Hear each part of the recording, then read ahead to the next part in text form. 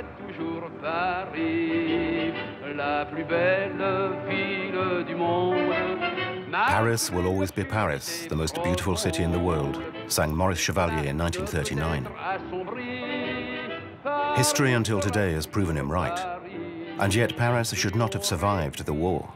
Hitler had ordered, yelled and screamed repeatedly, Paris must be wiped off the map. This is what we avoided.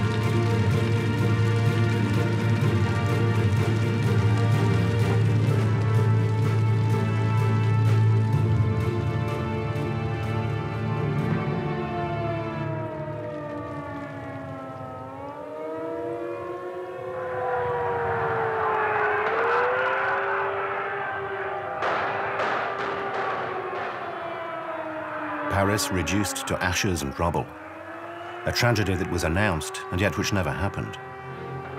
For during the 16 fateful days in which the City of Light freed itself from the Nazi yoke, a handful of men on various sides refused to accept the inevitable. Resistance, communists or Gaullists, Allied and German officers, they disobeyed to save Paris.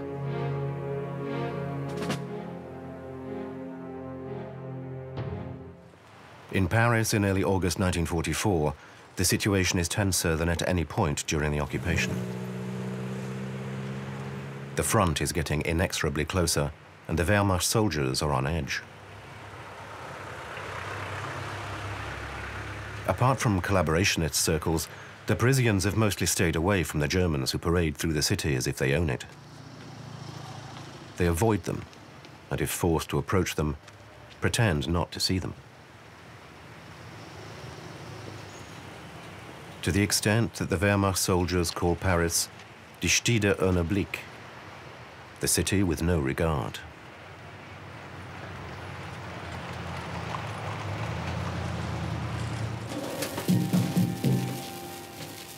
Every evening, ears are pressed to radios, where Radio Londres broadcasts coded personal messages to the resistance. Andromaque uses lavender perfume. We say it twice. Frederick was king of Prussia. The elephant has broken a tusk. Atterley is in ecstasy. We repeat, Atterley. What do these strange phrases mean? Religiously recited day after day for 4 years, increasingly so since the D-Day landings. What do they foretell if not the Germans' imminent defeat? After all, they're preceded by 4 notes taken from Beethoven's Fifth Symphony. 3 dots and a dash, in Morse code representing a V. V for victory. There is no doubt the resistance will soon rise from the shadows. And for the time being, the Parisians continue to do what they've been doing for 4 years. Wait. But not everyone is content to wait. Raoul Nordling is the Swedish consul in Paris. Sweden has been neutral throughout the war, enabling Nordling to maintain normal diplomatic relations with Nazi Germany. But Consul Nordling has no sympathy for the Germans. He is Swedish, but he was born in Paris, where he has always lived. Nordling is French in his heart, a humanist and a fervent pacifist.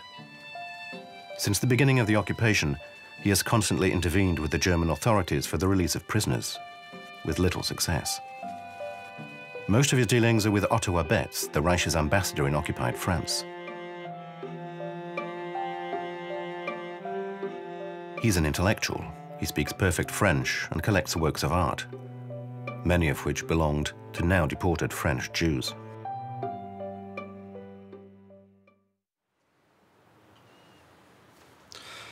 Mr. Ambassador, you cannot continue to do nothing. We both know in what conditions civilians are being held. In Drancy, in Fresnes, in the La Santé prison. At least do it in your own interest. It will soon be your turn to ask for humane and dignified treatment. Believe me, it's over. You must understand, Counsel, that I'm not rejecting your demand. Neither am I accepting it. Get in touch with Secretary Hoffman. He will handle the case.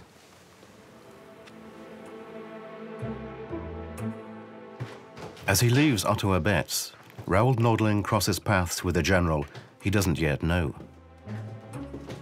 Dietrich von Choltitz has just arrived in Paris.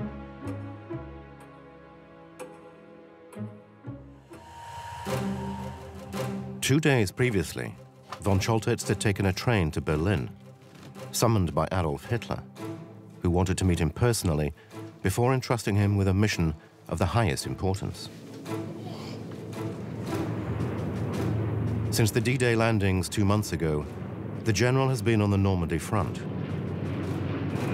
He's convinced the German army won't be able to hold out much longer against the formidable onslaught inflicted by the Anglo-American allies. And yet the general is a hardened veteran, one of the toughest and most resolute.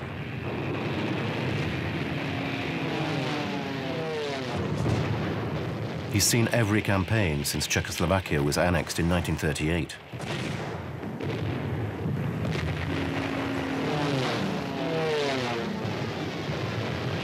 In May 1940, he seized control of Rotterdam after aerial bombardments of unprecedented intensity, killing 800 civilians and making 80,000 more homeless.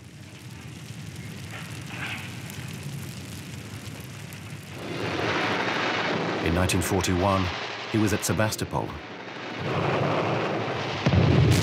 He ordered the city to be bombed, showing no pity whatsoever for its inhabitants.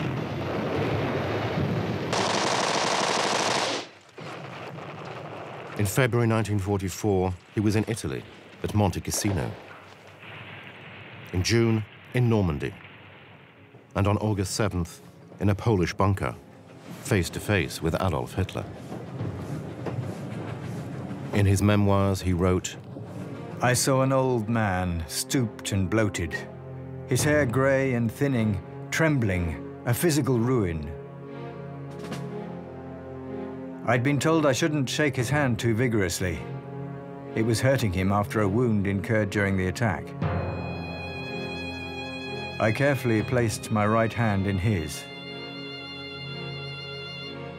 The kindly regard he gave me was the only sign of humanity at this grave hour.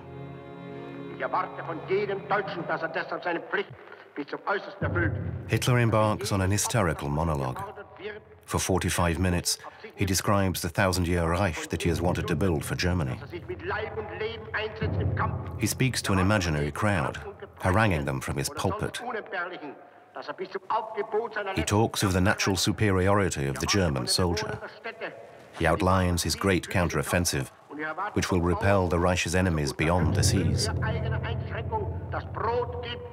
He then reflects on the attack he has just survived. He's screaming and ranting now, his eyes bulging, literally foaming at the mouth. There was no longer any doubt. I was in the presence of a madman. The awareness that our people's existence was in the hands of a lunatic, incapable of mastering the situation, merely yielding to his deluded inspiration, weighed on me unbearably. Up to that point, not a single word had been said about my future mission. The mission orders that Hitler finally gives von Choltitz give him authority not only over all the German soldiers stationed in Paris, but also over the SS, the Gestapo, the Nazi Party representatives, and the civil authorities. In his madness, what fate is Hitler reserving for the City of Light?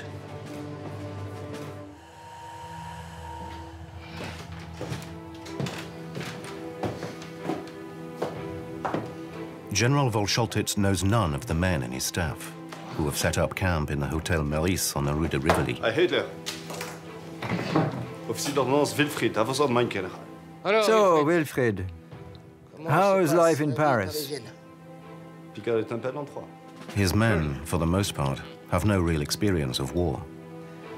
Franc-tireur? Gros problème? The Wehrmacht has no more than 2,000 soldiers to defend Paris. They're badly armed, undertrained, and have little motivation.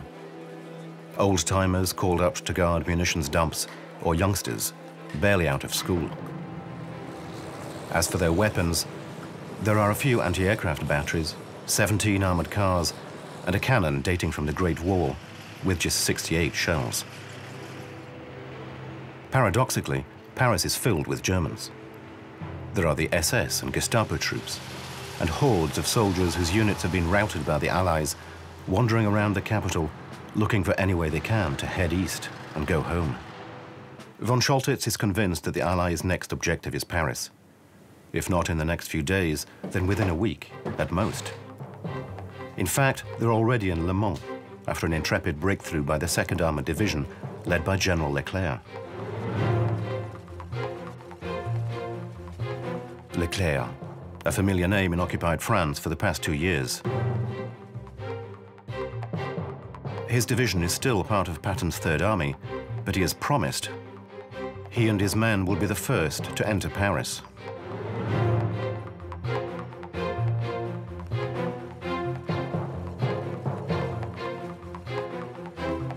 Eight days previously, on landing in France, he recorded this brief declaration for the BBC. The hour of liberation is approaching. I've returned to French soil at the head of an armored division to take part in it. I promise you, the tricolor flag will once again fly over Paris. Le Mans to Paris, 185 kilometers, and practically no serious German defenses between the two. Having taken stock of the situation, the general goes to the headquarters of SS Gruppenführer Auberg in the Avenue Foch.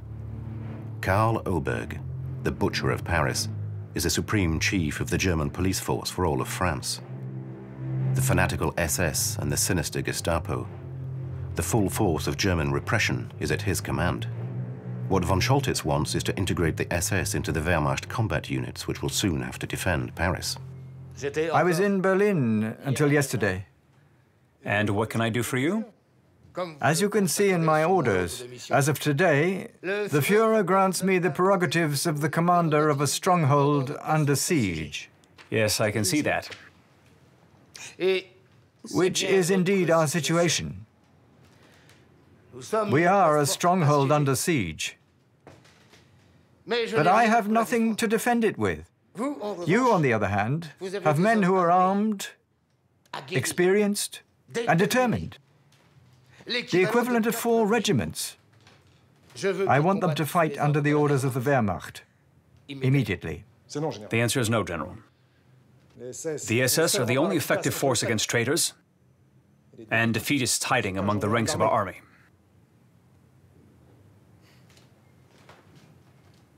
There is no authority superior to the SS. I imagine, Herr Gruppenführer, that is your final decision? Final. All that von Scholtitz can hope for is that Auberg and his SS men can prevent acts of sabotage by the resistance.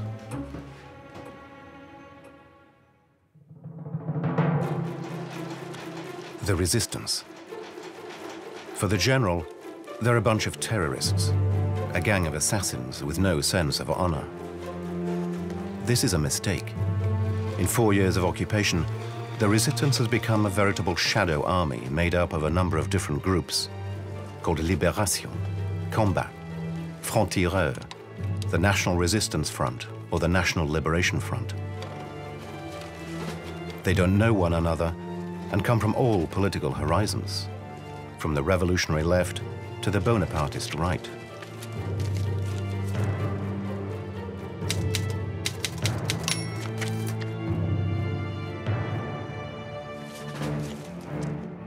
But in 1943, despite their differences, together they created the Conseil National de la Résistance, the CNR.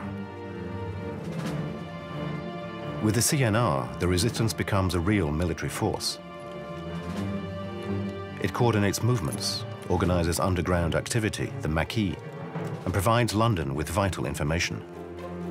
In early 1944, the CNR has a clandestine army of up to 100,000 men under the common banner of the FFI, Force Française de l'Intérieur.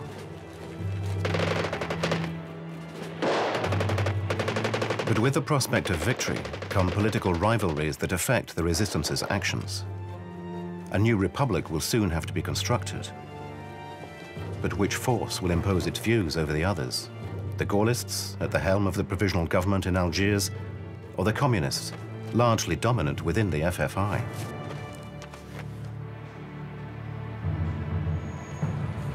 For the moment, however, Germany is still very present, and the FFI forces are champing at the bit, waiting for the order for general insurrection.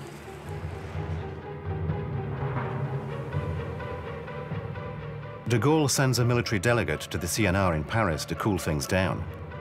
He is just 29 years old, but is already a brigadier general, the youngest since the First Empire, and his name is Jacques Delmas, known as Chabon.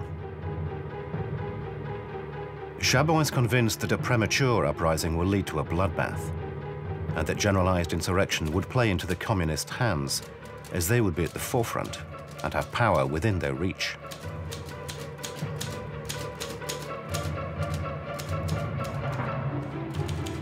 His opposite number is a communist ardently advocating just such immediate insurrection, Colonel Roll, real name Henri Tanguy. A former metal worker, he joined the Communist Party at the age of 17. In June 1944, the CNR makes him a colonel and appoints him as commander of the FFI forces in the Paris area. He's a powerful man. It is whispered that he could raise more than 20,000 men in just a few hours. Chabon is aware that he cannot contain the clandestine army's desire for open warfare for much longer. On July 27th, he leaves Paris for Lyon, where he takes a plane from a secret airstrip, heading for London.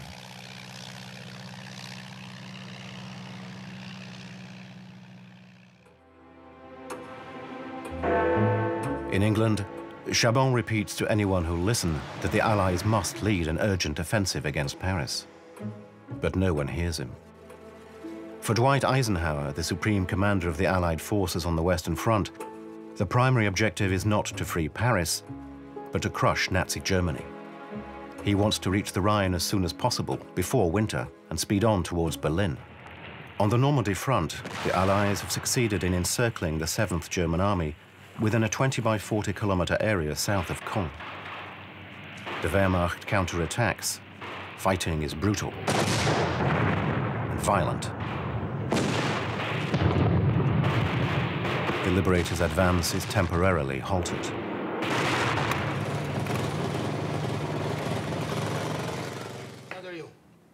Von Scholtitz profits from the respite to reorganize his forces. He integrates his administrative staff into his combat units. He requisitions all soldiers returning from Normandy without a unit, and 17 panzers heading for the front. He now has almost 20,000 men prepared for battle. Roll Tanguy is also organizing his forces. He has some 42,000 men in the capital and the same number in the suburbs. But what is lacking is weapons. Since July, sabotage operations have intensified, disrupting the Germans' communications and supplies. Executions targeting members of the milice or collaborators have also become more widespread.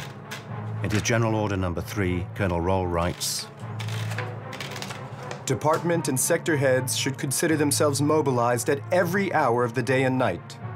It is possible that popular insurrection movements break out. The FFI should support them with all their might. Raoul Nordling has been in touch with the resistance for some time. He believes the Nazis will be defeated, and he too wants to prepare for post-war peace.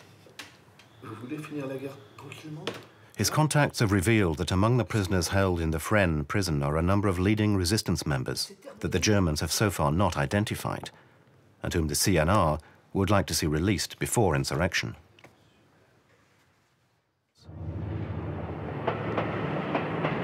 But they have to act quickly, very quickly. The Paris railway workers are on strike. Rail traffic is disrupted. The German soldiers' nervousness is increasingly palpable, and the Parisians' hostility more and more evident. Insurrection is imminent, with or without the Allies.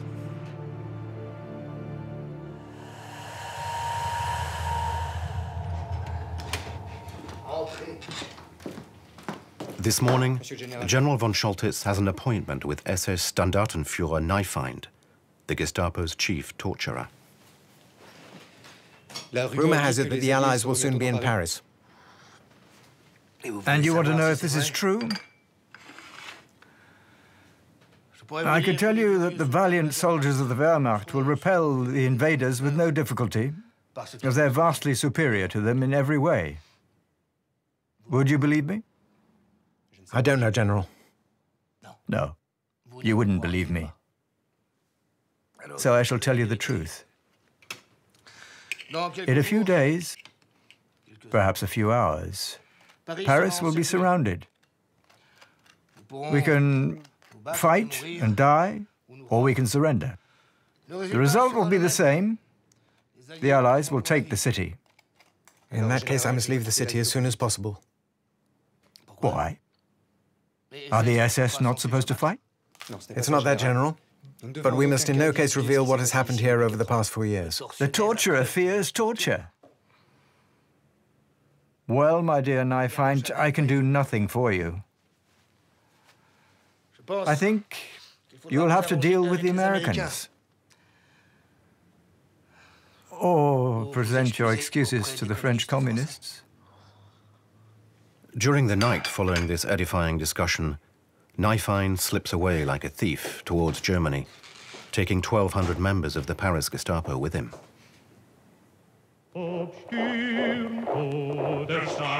In the afternoon of August 14th, General von Scholtitz parades his men around Paris to a musical fanfare. A demonstration of force designed to quell the population's growing unrest. But in the crowd of bystanders, jeers and mocking can be heard, insults even here and there. Von Scholtitz observes the scene from the windows of his HQ at the Hotel Meurice. They're not afraid anymore.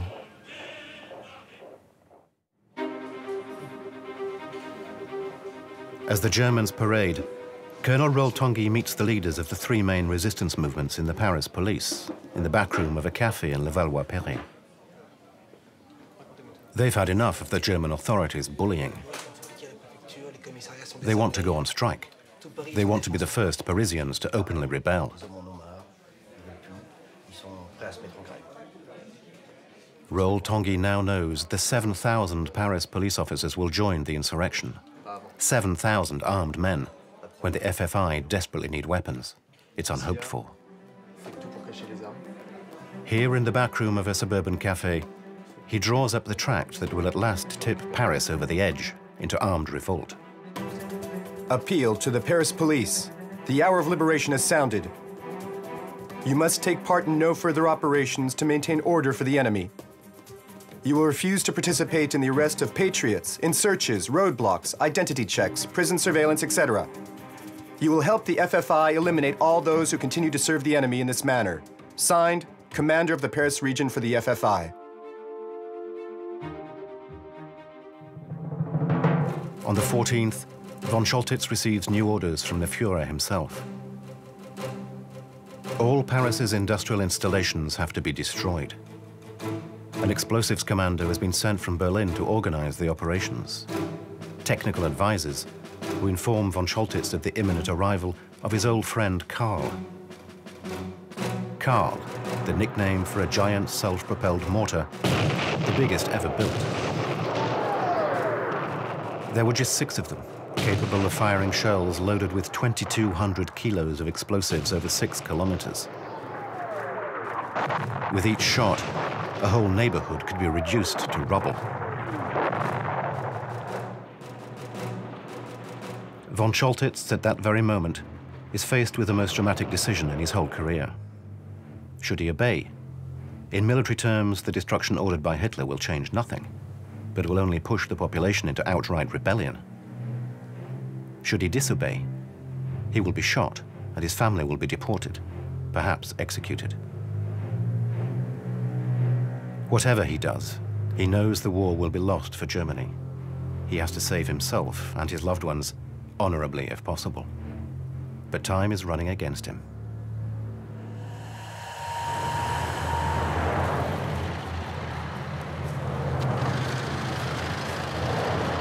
During the night of the 14th to the 15th of August 1944, the FFI and 3 American divisions land in Provence. In just a few hours, the German defenses collapse.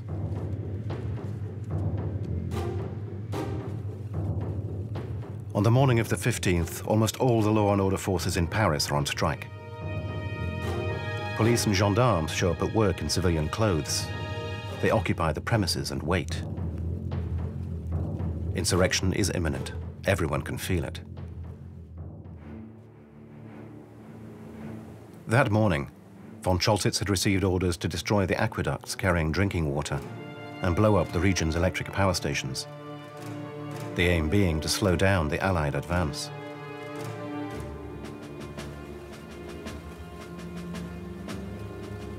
At midday, he receives further orders directly from Hitler, transmitted by radio from Berlin. All the bridges in Paris are to be destroyed, as well as around 40 more in the suburbs. How can he defend the city if he can't cross the River Seine? 300 men are assigned to him, experts in sabotage and demolition. For the moment, these men are holding stocks of explosives in the National Assembly. If he is to apply these orders, the general will be guilty of a despicable war crime. If he doesn't apply them, he's condemning his own family to death. At the Hôtel Meurice, the technical team leader is optimistic. He assures the general he is in a position to destroy all of Paris.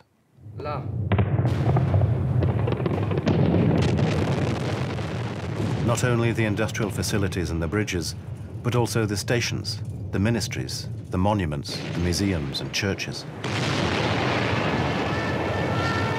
Everything that embodies the history of the city, of France and its past glory, annihilated. But why? Do you think there are factories hidden beneath Notre Dame? Or a power station concealed under the Louvre Museum? Just do what you're here to do. I'm in command. You follow orders. And take no unwarranted initiatives. The Allies' encirclement operation launched in Normandy a few days earlier is taking effect.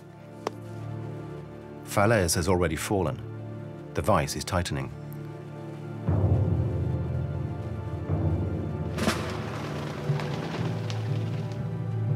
The German troops are fleeing, reeling in panic, with the Americans hot on their heels. Raoul Nordling has a meeting with a man his contacts have defined as the chief. He's about to meet Serra, alias Alexandre Parody. He's the metropolitan delegate for the government in Algiers, appointed this very morning by General de Gaulle himself. Parody is not a soldier. He's an intellectual, a politician. De Gaulle has entrusted him with imagining a new state organization after the liberation. Nordling tells him of his attempts to free civilians imprisoned by the Germans. He fears that if insurrection breaks out, the SS will massacre all the political prisoners still being held in the local prisons. Can the resistance help? Can they free them using armed force? No, says Parody, we don't have the resources. Nordling has to continue his negotiations with the Germans. At that moment, a train carrying Parisian deportees leaves for Germany, the last of a long series. Jacques Chabon-Delmas has returned from London. He informs the CNR members of de Gaulle's latest instructions. A general uprising in Paris should not be triggered until the Allies attack the city, which should occur at best in 3 weeks' time. But the people won't hold back that long, he's told. Parody pleads for patience. It's finally decided not to decide anything. Chabon draws up a report sent by radio to de Gaulle in London. found situation in Paris to be tense. Police disappearance through strike will only facilitate insurrection. Personal impression, atmosphere very heavy. Consequently, military context permitting, intervention with allies necessary to demand swift occupation of Paris. At the same time, Consul Nordling is with the German forces commander, Dietrich von Schultitz. Nordling notes that the general appears to be rather less haughty. He looks worried, tormented even. General, you have to release all the civilian prisoners. 6,000 people are imprisoned in Drancy, Fresnes, La Santé, Pithiviers. They're innocent. The prisoners we're talking about were not caught with guns in their hands. They were denounced or arrested in roundups and have never been tried. Civilian prisoners are of no concern to me. I'm not interested. But, General... No, no! No, I can't! General? Consul. General, I will have left the city by tomorrow morning. The Reich's greater cause summons me back to Berlin. From now on, you're on your own to maintain order in Paris. The Reich's greater cause. Hmm?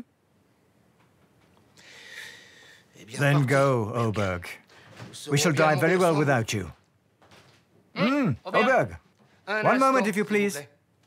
Do you see any objection to me releasing the political prisoners held in Paris? I really don't care. Very well. If nothing in the Reich's greater cause stands in the way of it, you can go to the devil.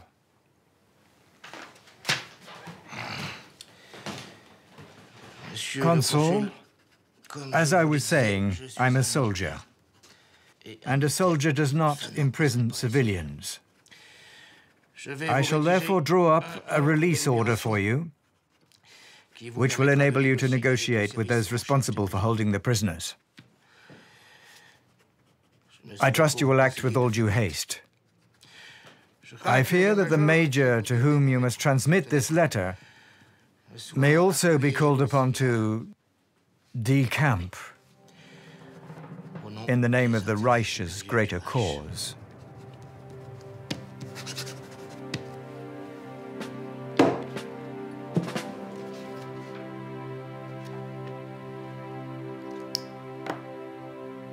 All political prisoners, both in Paris and the surrounding area, as well as all evacuation trains with no exceptions, are to be placed under the authority of the Consul General of Sweden, Mr. Raoul Nordling, and entrusted to the surveillance of the French Red Cross. The Swedish consul needed all his powers of diplomacy to convince the jailers at Fresnes, La Santé, and particularly in Drancy, to apply the order. But ultimately, thanks to Raoul Nordling's determination, almost 4,000 people avoided deportation.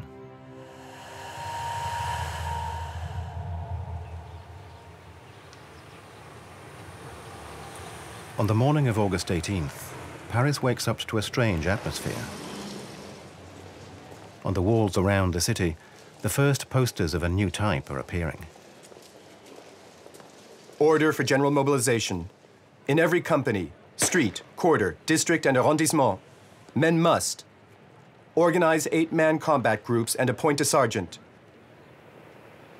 Capture weapons from the Germans and from Dalland's milice. Use any means available to hurt the enemy. Knives, incendiary bombs, tire slashing, stretched cables, fallen trees, shears, spanners, etc.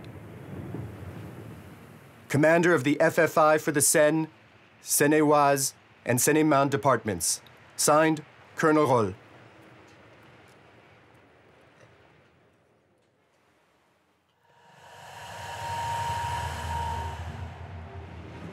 "26 meters below the bronze lion statue in the Place d'Enfer Rochereau, Colonel Roll Tanguy sets up his operational HQ in an anti-aircraft shelter built before the war. It's a vast complex of rooms connected to the catacombs, the sewers, and the metro, with the luxury of being linked with other shelters via an independent telephone network the Germans cannot tap. The d'Enfer HQ will be the nerve center for insurrection. The uprising has already begun. That morning, 2,000 police officers took over the prefecture building and the weapons held there. They raised the French flag on the roof, and resolutely sang the Marseillaise in 2000-part harmony. Roltongi arrived at 9 o'clock in uniform. In fact, a simple jacket left over from the war in Spain, on which his wife has sewn 5 gold braids. From a vehicle parked in the prefecture courtyard, he informs the policeman, "In the name of the Provisional Government of the French Republic, I am taking command of operations."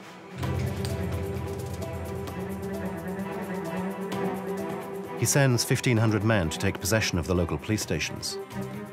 With the 500 remaining, he barricades the windows and improvises roadblocks at the gates. He places snipers on the roof. From this point on, any German venturing onto the Ile de la Cité will be shot. As Roltongi organizes the defense of the rebel prefecture, Consul Nordling drives past the building. He sees armed men at the windows. He looks up at the red, white and blue flag flying above. On his way back to the Swedish consulate, Nordling stops in front of the Hotel Meurice. He's probably the only man in Paris to have a view of the full picture. He wants to know how General von Scholtitz is going to react. Nordling senses that the rather stiff Prussian general, as staid and straight-laced in his uniform as he is in his soldierly principles, is not a despicable man, and that he will refuse to apply Hitler's orders. If it doesn't stop, I shall be merciless. I have no choice. I have orders, Nordling. Orders that are terrible. I have to destroy Paris before we pull out. General, they have the people behind them. And their first target is the Vichy government. The prefecture is Vichy. In effect, this revolt is almost an internal French affair. They're shooting at us, Nordling. At my soldiers. Is that your revolt against Vichy?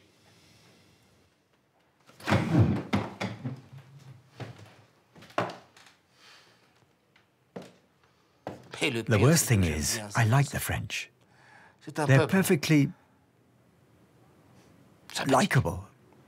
And now here I am in this magnificent city with the likable French citizens who are killing my soldiers. What's going to happen, Nordling? What will become of us if I have to destroy Paris? Maybe if there were leaders among your adversaries with whom you could negotiate. Perhaps in that case we could find some kind of modus vivendi. Do you think so, Nordling? So do your job. You're a diplomat, aren't you?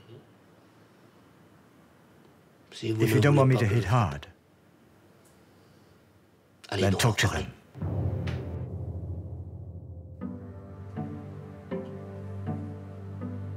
In the late afternoon, Nordling is in contact with the prefecture. The insurgents are running out of ammunition. If the Germans attack again, they'll have to surrender. The situation is desperate. Immediately, the Swedish consul transmits a truce proposal to von Scholtitz. Within an hour, he has the general's response in his hands.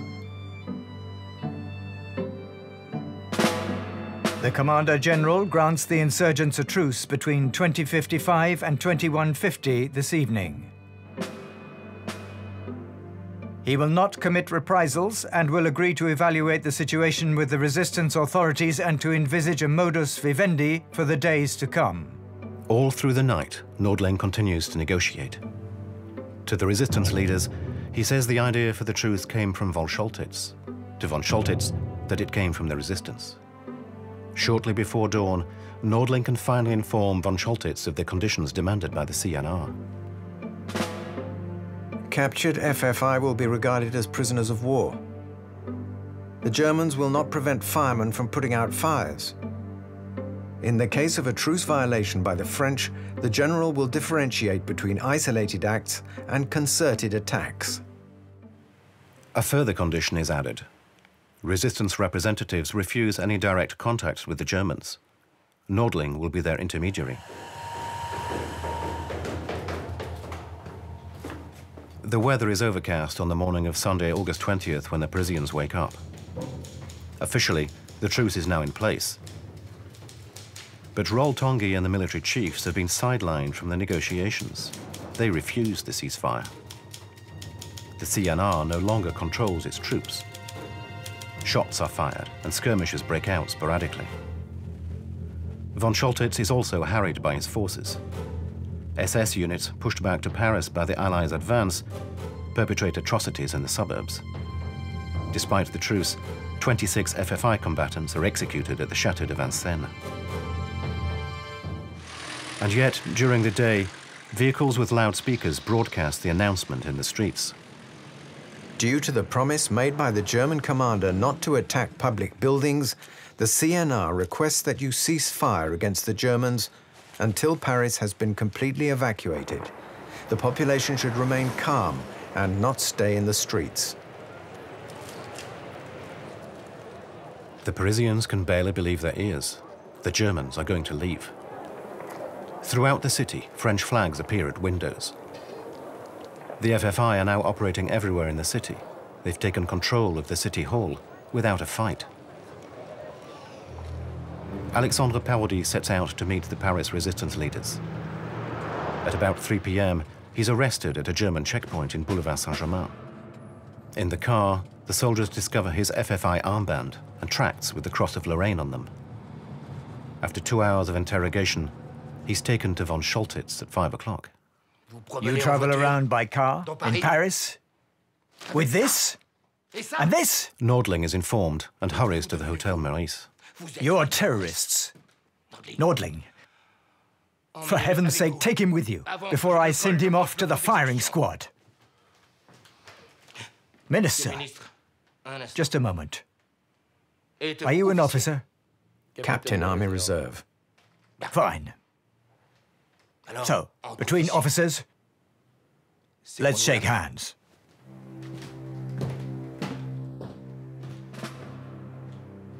Parodi is justifiably both scornful and wary. If the Allies don't arrive soon, von Scholtitz will crush the Paris uprising. Ronald seeks a last-ditch solution.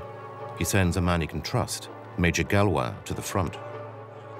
He is certain that Leclerc will not let Paris fall, even if he has to disobey orders. At the moment Gallois leaves the capital, Leclerc is enraged, frustrated and impatient. He's still 200 kilometers from Paris, while certain American units are within 20.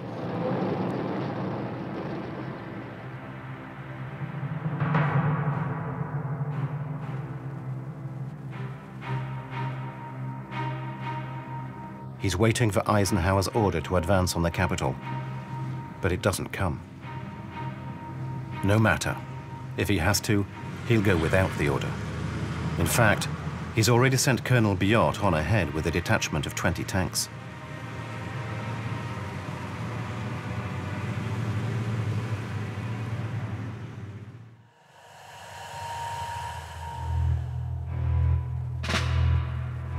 In the first free newspapers distributed by the FFI, the Parisians discover a list of the buildings occupied by the resistance. They anxiously scour lists of the casualties, or study the recipe for a Molotov cocktail, or the best way to build a barricade. And with the newspapers, Ronald latest directives are passed around.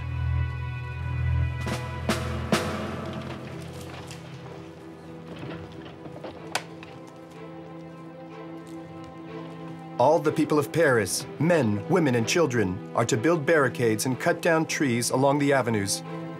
Every small street must be partially blocked by chicanes.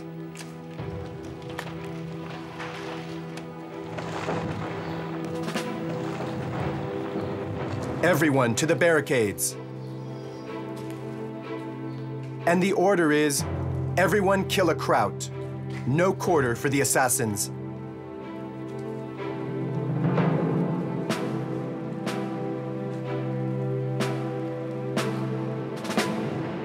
Some of the German units retreating from Normandy have come to reinforce the garrison in Paris, which now has 50 more tanks. In the early afternoon, Nordling receives a CNR representative at the Swedish embassy. We have no more ammunition. Leclerc has to come. You're a diplomat. Get us through the German lines. Nordling agrees. Once again, he heads for the Hotel Meurice. What do you want me to do? This morning, General Speidel communicated the Führer's latest orders.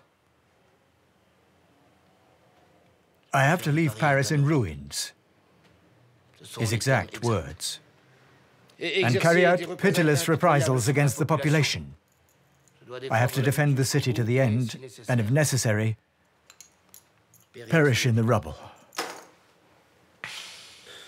What did you reply? That I have placed 3 tons of explosives beneath Notre Dame and 5 under the Louvre. That the Madeleine, Sacré-Cœur and the Palais Royal are ready to be blown up. And that the Eiffel Tower will make an excellent anti-tank barrier when demolished. You're not serious, General. Obviously, I'm not serious. But that's the plan that's been concocted by the specialists from Berlin. And they envisage between 400 and 500,000 civilian victims. They apologize for the approximate nature of the figures. I'd be better off standing in the middle of a bridge when they blow it up. I have a proposition for you. Huh? Another truce? Give me an Ausweis and I shall go and inform the Americans of the situation. You're joking. Not at all. If they come rapidly and in numbers, nobody could reproach you for not having the time to execute these despicable orders. I shall not surrender without a fight. Obviously. And I shall only surrender to a superior officer from a regular Allied army unit. That goes without saying. Go ahead, Nordling. And may you succeed. As he leaves the meeting with von Scholtitz, Raoul Nordling suffers a heart attack. Obliged to rest, he sends his brother to meet General Leclerc. And meet him he will. But Major Gallois, sent by Roltongi 2 days previously, has beaten him to it. On August 22nd, he's with Leclerc at an aerodrome in Le Mans. Leclerc shows him the order he has received. 3 words de Gaulle has convinced Eisenhower to pronounce: rush to Paris. In Berlin, patience is running out. A telephone call directly from Hitler's chief of staff catches von Scholtitz unawares.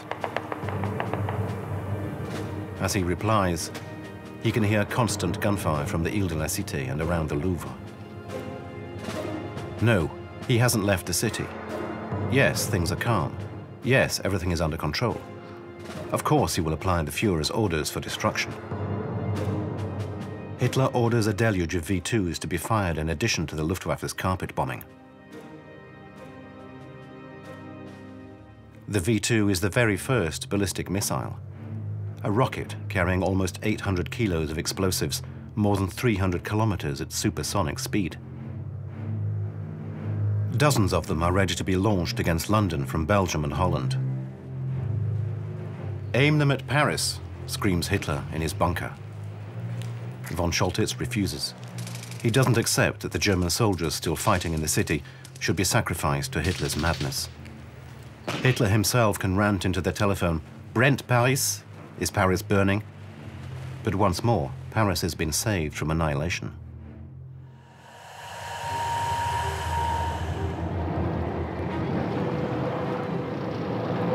Leclerc and his troops have waged a fierce tank battle at the Croix de Berny and met with die-hard German resistance around the Fresnes prison and at Bourg-la-Reine. In the late afternoon, they're still fighting close to Antony.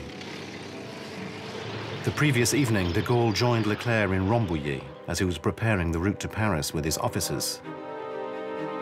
He listened as Leclerc gave his orders, looked at him for a moment and simply said, "You are lucky." That morning, Leclerc sent a small reconnaissance plane to fly over the city. The pilot swooped down over the prefecture and threw a message to the insurgents. "General Leclerc told me to tell you, hold on, we're on our way." Still held down by German fire, Leclerc orders one of his captains to speed towards the capital. The Germans have to see their tanks in Paris to break their morale. The captain's name is Raymond Dronne. One of Leclerc's oldest comrades in arms, he's leading the 9th Chad Infantry Company, mostly made up of Spaniards, largely communists and anarchists, veterans of the Spanish Civil War.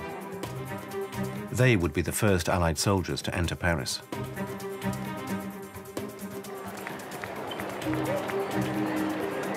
Dronne, his 3 tanks and 150 men don't encounter a single German soldier between Antony and Paris City Hall. But as they pass, the Parisians hit the streets, waving flags, cheering and kissing the men, climbing on their tanks, all bearing a cross of Lorraine and a French name on the side. Montmirail, Romilly, Champaubert, the names of 3 of Napoleon's victories against the Prussians. Dronne reaches City Hall at 9:22 p.m. with a young girl in a traditional Alsatian costume sitting on the bonnet of his Jeep. The bells in every church in Paris are ringing out to welcome Leclerc's men. Leclerc's division is now in the capital. Along with Roll-Tanguy's FFI, it is eliminating the Germans' armed outposts hidden throughout the city.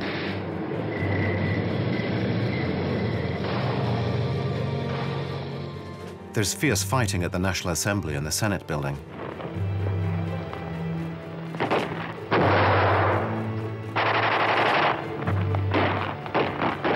In Avenue Kléber, Battalion Chief Massu orders cannon fire against the Hotel Majestic, where 300 German soldiers are holed up. In the Rue des Archives, Captain Dronne and the 9th are caught in the crossfire from machine gun posts hidden in apartment buildings. They can't reach the Place de la République, which is mined. Everywhere, German snipers wreak havoc, firing down from the rooftops.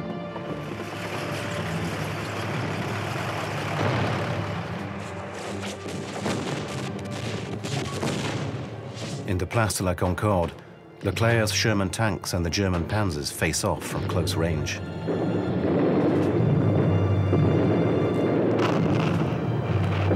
But the Rue de Rivoli sees the most ferocious fighting. Along the arcades, Leclerc's infantrymen make slow progress from Châtelet, accompanied by the FFI. The Germans have set up barricades around the Hotel Meurice and shower the street in machine gun bullets. At 12:45, an ultimatum is sent to von Scholtitz. You have half an hour to cease all resistance, or the German garrison will be completely exterminated. The general replies, "I don't accept ultimatums." At last, the French soldiers are in the hotel. A young FFI soldier is first on the scene. Later, in his memoirs, von Scholtitz would recount the event. The civilian pointed his gun at me and repeated several times, "Sprechen Deutsch? Sprechen Deutsch?" I calmly replied, "No doubt, better than you do." As this occurred, a French officer entered the room and realized what was happening.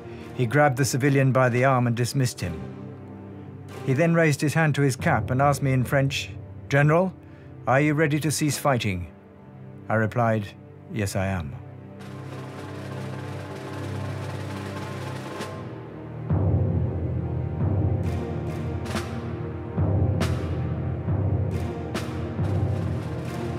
Von Scholtitz is taken by jeep to meet Leclerc and sign the surrender.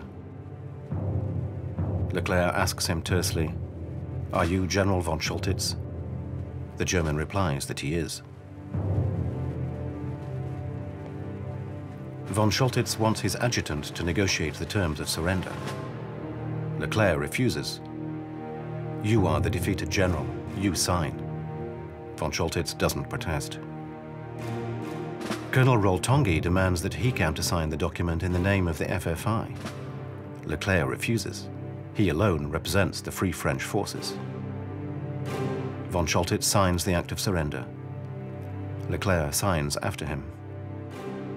Roll-Tanguy will finally get his signature on the document, but only the next day. The Battle of Paris is officially over.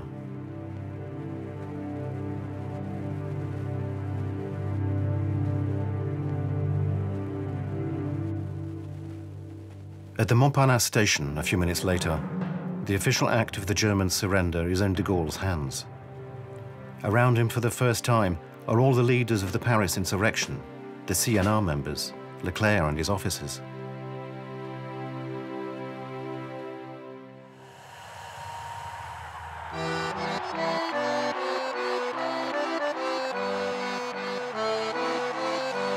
The next day, among a delirious crowd, General de Gaulle marches along the Champs-Élysées, accompanied by Leclerc and members of the provisional French government.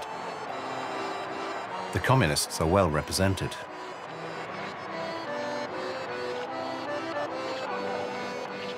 Laval, Pétain, and the principal members of the Vichy government are taken to Germany.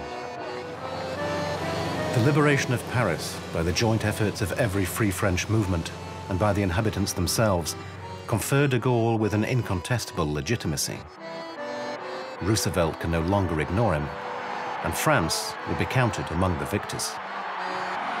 As they parade along the Champs-Élysées, Georges Bidault whispers in de Gaulle's ear, "General, what a triumph."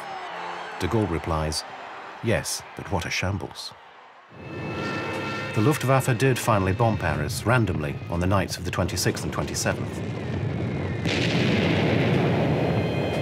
3,200 German soldiers were killed in the Battle of Paris.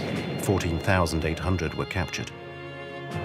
The 2nd Armored Division lost 28 officers and 600 soldiers. Estimates of casualties in the FFI ranks and among civilians range from 1,500 to 7,000. This film is dedicated to their memory.